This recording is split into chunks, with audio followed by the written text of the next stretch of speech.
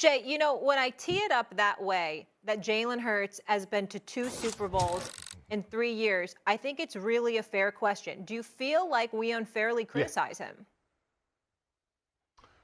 I think the thing is what Sirianni is missing. Saturday, you correct me if I'm wrong. I think the more great players you have around you, the less your quarterback gets credit. Look at Terry Bradshaw. He doesn't ever get mentioned as one of the greats. He won 4 Super Bowls, never lost. But they say, look at all those Hall of Famers. Look at that outstanding defense. Another example, Troy Aikman. They're like, well, damn, he got Emmitt Smith in his backfield to rush for damn near 20,000 yards. He got the playmaker. He had Deion Sanders. He had Charles Haley.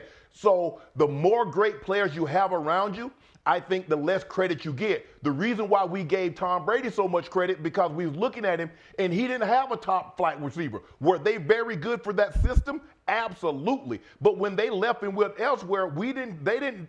Look at Deion Branch. Deion Branch was Super Bowl MVP. He went out to Seattle. I thought he was sleeping in Seattle. I thought he was in the movie with Meg Ryan. That's what happened. Tom got credit.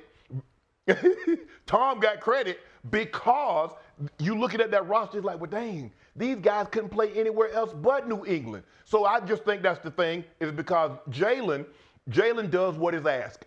They're explosive in the run game. They're efficient in the pass game.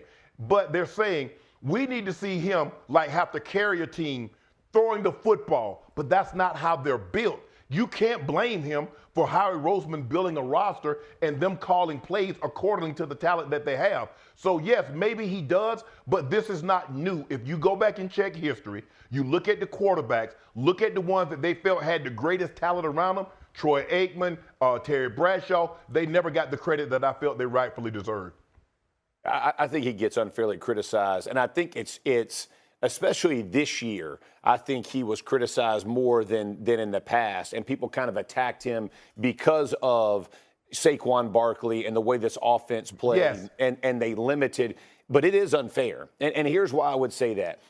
We all both sides of the fence here, right? We want to talk about, is he an elite quarterback? Is he this? Is he that? Here's what he's elite at: winning. Right, he's elite at winning. Dude's been in 2 Super Bowls in 3 years. That's pretty elite, right? Like I'm gonna tell you, I'll take it, right? I'll go to the Super Bowl every year if he throws for less than 3,000 yards and they go to the Super Bowl year after year. I'm all for that. I think what happens in our game is it is much more fun for most fans to watch a passing offense. Sure. It's more electric. People feel good about. Oh my goodness, right? It's look how he threw that ball, and it's the reality is. It is a low-risk, high-reward offense that he's in. And not only does he do it in the passing game, he can do it in the run game as well. So he is a true dual-threat quarterback, and he gets compared with Patrick Mahomes and Josh Allen and Lamar Jackson and all those guys.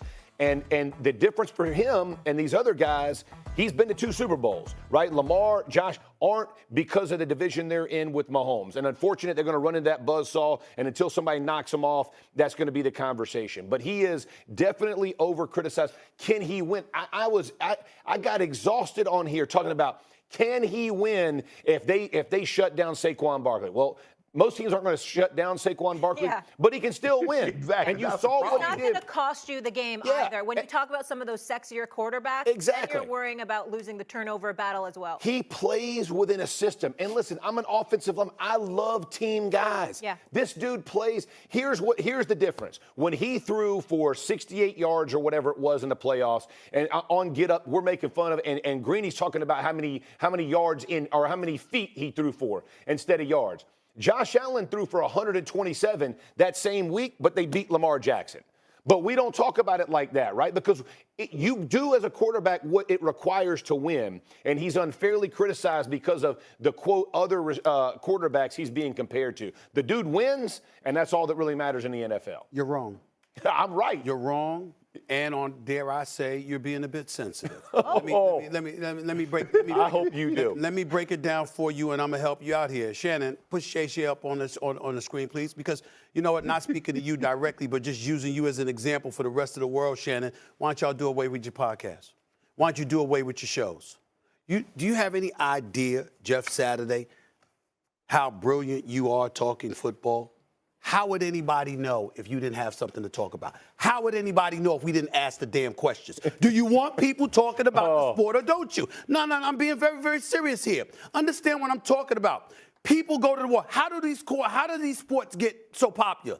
How does the NFL have a multi-billion-dollar deal? How does the NBA that people have complained about, supposedly there's some rating dips, supposedly interest has dissipated. Last time I checked, they signed an 11-year, $76 billion deal. How the hell that happened, Shay? Ain't nobody talking about it. How the hell does that happen if nobody's interested in it? Okay, and so what happens? Because, see, here's the point. Mr. Saturday, champion. Mr. Shannon, Sharpe, champion. Okay, before there was a time when you watched people in the media and you said, what the hell are they talking about? We need to be on TV doing this, right? This man goes into the podcast world and blowing up the damn spot. You understand what I'm saying?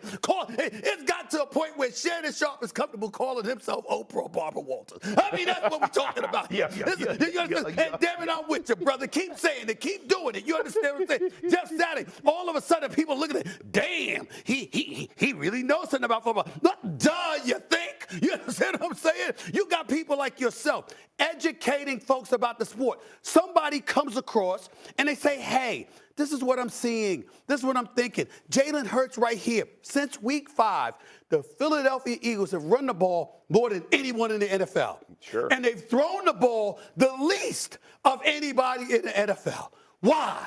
A.J. Brown's on the sideline reading motivational books to keep himself composed and from exploding. Why? Because he's not getting the ball enough. There were rumors, not me, there were rumors about how after this season is over, he might want to leave. Why is that? We don't know. You're asking the questions. You're deducing, okay, if I got a quarterback that can sling this damn football and he's getting him the ball, would he be saying that? Chances are no. So why is he saying it now? Maybe it's because of what people are speculating. Then you bring up what people are speculating, and you go to the Jeff Saturdays of the world, and you go to the Shannon Sharpes of the world. But that's not good enough. Oh, my God, I'm getting so tired of discussing it. Well, stop it. Stop it. The fact is, when you watch sports, this is what happens. You're not coming across like, yo, I definitively know what you're saying is this is what I'm seeing. I'm asking this question. This is how it looks. Tell me if I'm wrong. Yeah. It creates dialogue. Yeah. It creates conversation. It creates interest. What's the crime? What's the crime? Y'all got to stop this, man. The crime is not the conversation. The crime is the criticism. Yeah, is the criticism, the unfair criticism of what he's doing. But what's the criticism is what I'm saying. If somebody's looking, watch Patrick Mahomes throw the ball, and you watch Lamar Jackson or a Josh Allen or Matthew Stafford, and he's flowing, not when he's not flowing, and others. And you see this, you compare it to the competition. Sure. You're literally, I tell all the time, I'm not talking about you against somebody like me or somebody else. I'm talking about you amongst your peers. If you're in the NBA, there's 450 spots in the NBA. There's 1,600 spots in the National Football League. There's millions upon millions who wish they were there. For sure. But you're there. Why are you there and they're not? So you dissect, and you analyze and you evaluate what one is bringing compared to the other to define what excellence is and what it is not. Sure. What's the problem? Yeah, I think. What's the problem? The problem is when you try